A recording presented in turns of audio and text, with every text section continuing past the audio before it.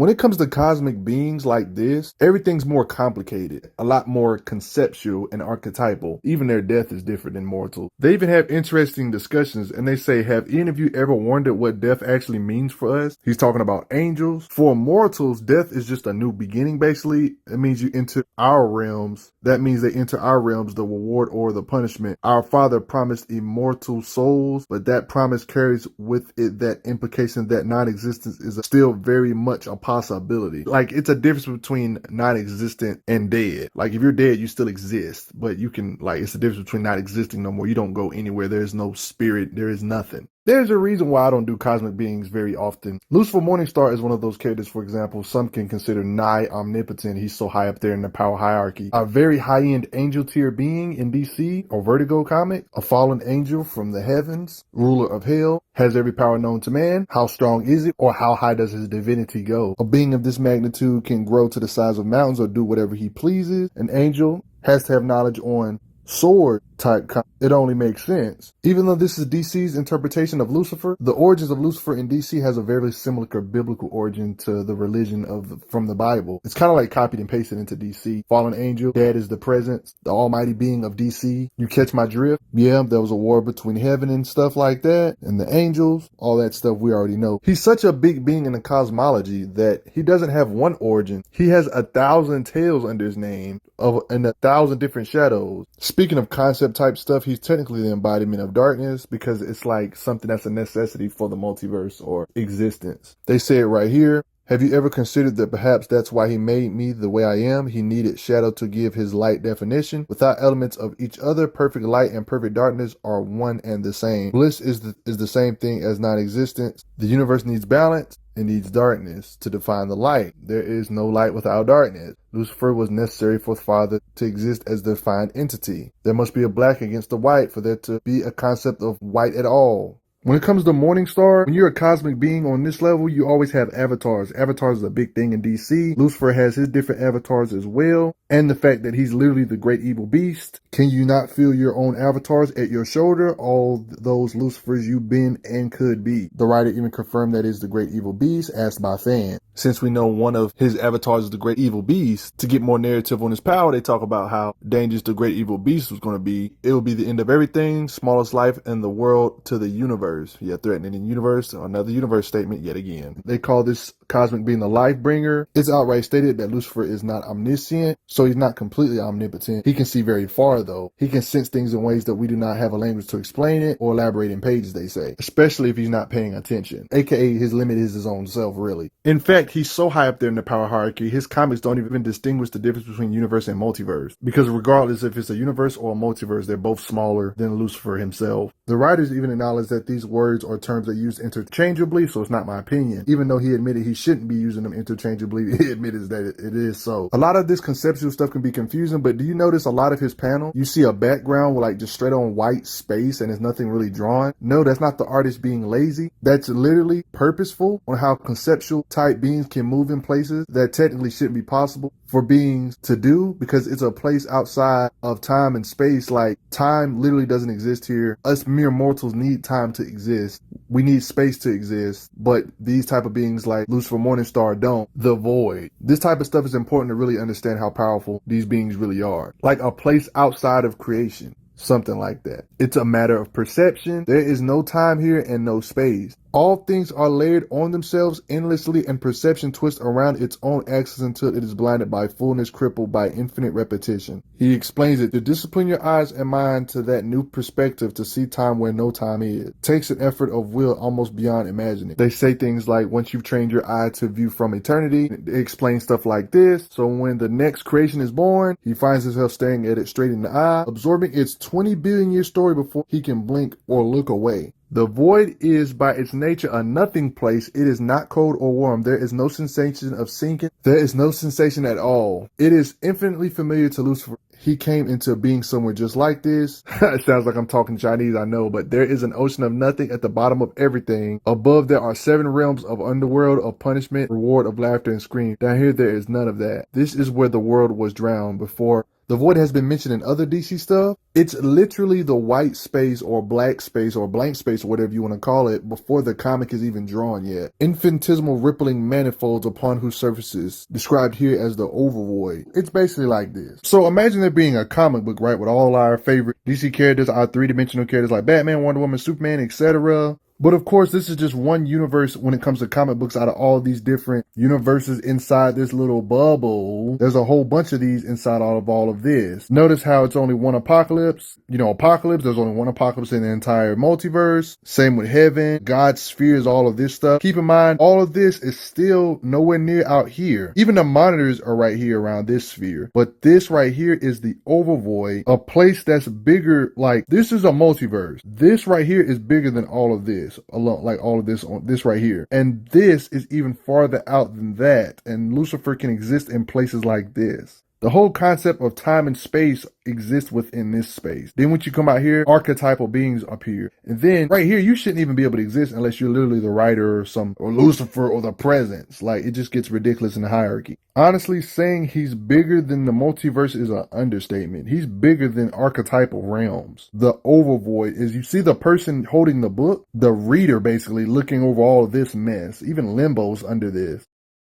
It's obviously strong enough to rip off a demon's face. Stupid big dogs, he just rips out their throat with his strength. If you try to get tough with him, he can take you to orbit and just threaten you that way. The collateral of him simply flying rips up all this land. He bends blade with a simple finger. Imagine a book that contains everything that is happening, everything that has happened, everything that will happen. There is nothing that exists that is not written in this book. The book is heavy. It is bound in leather, made from the hide of the beast that has never existed. The only eyes that read the book are blind. They see only darkness and the contents of the book. The book is the universe. They're probably talking about the multiverse because these are used interchangeably, like I've already said. And only blind Destiny sees how the universe shapes itself into stories. Perhaps he's the only one who reads all the stories in the universe forms. It is chained to him, whether for protection or to prevent him from escaping from it, or to indicate that destiny and the book are one and the same. Not even he knows, and not even he can say. Destiny carries the universe. It is rare, but far from unknown, for Destiny to read about himself in the book. He is, in his own way, an inhabitant of the universe. After all, now he turns a page and reads about himself. Of course, he can lift such a book. This is light work stuff on an angel tier type character. He can actually break boxes that can hold very powerful beings or things. When it comes to Morningstar's raw power, his words have a lot of weight.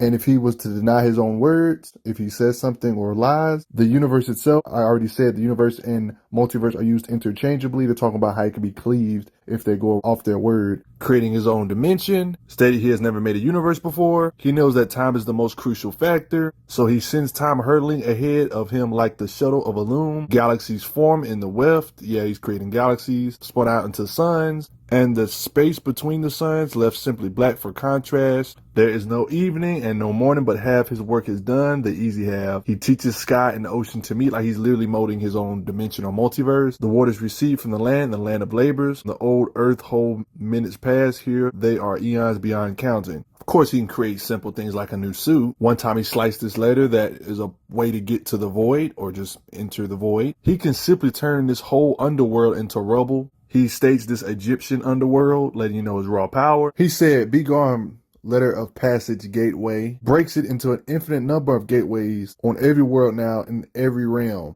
The term infinite has been used a lot in this video, but it's not an exaggeration when it comes to beings this top tier. And he just simply calls back those infinite pieces and just reforms it like it's no big deal. Calls home all those other gateways. He folds the thing in itself and forces the thing to become again what it was at the start. Yeah, Morningstar was able to kill the Silk Man with a glare, a being capable of surviving the end of creation. And just like Lucifer himself, can move freely in this little void space above the God spheres, above heaven, in a space before the comic is even drawn yet, where you're holding the book as the writer. They're in this little white space. He knows thoughts. He knows what you'll do before you even do it, so he can't really be shocked. No problem seeing everywhere, well informed on sorcery, and knows when certain magic is extinct or not. Instantly knows when you're possessed, knows your heritage right off gate just from looking at you, has went dancing in the heart of a dying star before, sing in the language of termites, can hear his name across the cosmos, may not be omniscient, but he knows your parents before you even need to tell him, knows the voiceless god off gate, can speak to cats. He has telepathy, like making this man go crazy with rage, makes this firefighter turn around, can simply tell you to go away, send a telepathic message to multiple underworld. Of course, he can do casual stuff like creating a star.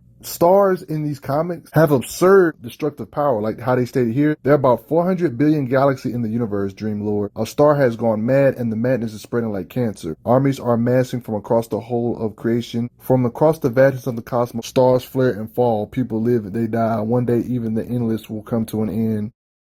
God. Meanwhile, being next to a dying star is nothing to him. His might is crazy, how he was the shaper of suns and the universe bent to his will. This guy said, let me get a piece of hell, right, and use it to my will. Beyond God's remit, a small fragment of hell I push to the surface out beyond the edge of everything. His absence can collapse the universe. It's hard for us mere mortals to fathom. The concepts of time and space to these angels are just mere extensions of his mind and will, which means that infinity is a purely local phenomenon. You can turn over a stone and find it crawling there, or you can make it yourself out of whatever material. I am my own army, a million times more numerous than yours. He created a cosmos that's specific to his laws and rules. Him just simply messing around, they compare it to a supernova explosion. He can go anywhere he wants, man. Even the different underworlds in DC. Whether it be his home dimension here, or the dream realm to Earth, or even to the Greek underworld. Yeah, Greeks. He's not afraid of teleporting to different sections of the Earth whenever he feels like it.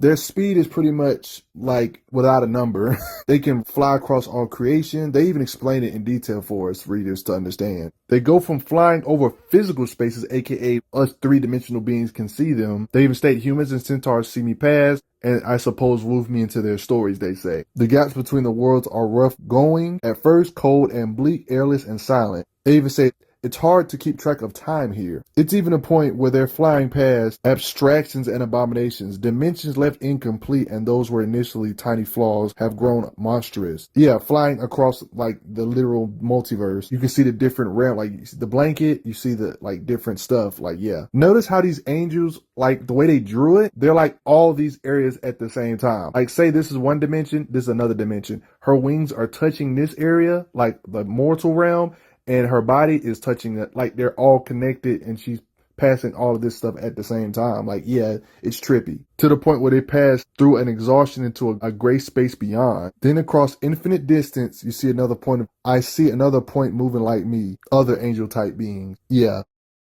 He can enter into your pocket dimension away from the outside world whenever he feels like it, outside the universe basically, but he can still enter it anyway because he's an angel tier. Can literally fly from the source to Earth instantaneously, simply went to the edge of everything. Notice how they say hold your head in this one place and you can see everything in the universe all at once. They imply he has instantaneous like speed. They talk about how he could have circled the Earth if he chose to before his image left Mazikeen's eye. Like he could have left and did something you would have never knew he left because of the raw speed. Rebuilding his universe, or one could say multiverse, from materials of the void, give an idea of the divinity. There are a ton of immortal characters in fiction. Mr. Morningstar takes this definition of immortal to a whole nother level though. The Angel Saga. He doesn't want to be a part of God's plan. This guy pulled out his own heart. We're talking about a guy that got incinerated by his own power and he just simply reformed.